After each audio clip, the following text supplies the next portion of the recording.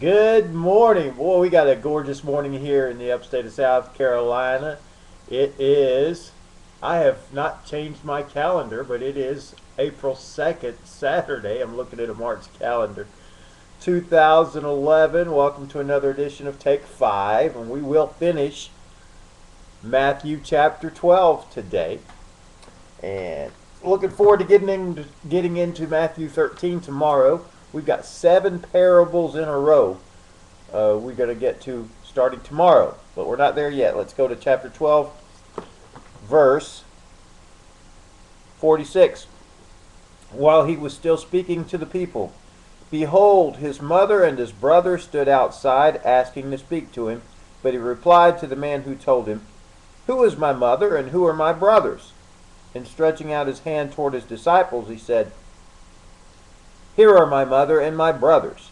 For whoever does the will of my Father in heaven is my brother and sister and mother." Now, don't take it the wrong way. I mean, at first it looks like Jesus is dissing his mom and his brothers. He's not. He's just making a point. He's saying, my disciples are just as much my family, if not more so, than my physical family.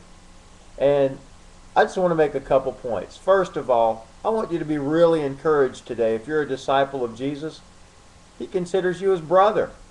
Or maybe if you're an older woman, his mother or something like that. He considers you part of his family. And really, it's the most important part because it's the spiritual relationships that are going to last through eternity. Physical relationships will not. Marriages will not. Physical brothers and sisters, those won't last in that context. Now, if you're all disciples, you will still be related in heaven, but only because you're disciples. The other aspects of your relationship won't be there. Those are for this earth only. Now, they're very important here, but they won't matter there. So that's the most important thing, the spiritual relationship. And anybody who's a disciple, anybody who's done the will of the Father and has obeyed him and obeyed the gospel, is a disciple and is a brother or sister of Jesus. So I'm very proud. It says in Hebrews that he is honored to call them brothers. He's not ashamed to call them brothers. So he's honored to call you brother or sister or mom or dad, something like that this morning. You're in his family.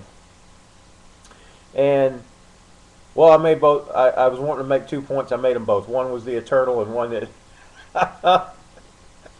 I got ahead of myself. And that's about all I had. This is going to be a short version of Take 5 today. There's not a whole lot else I need to say about that, I don't think.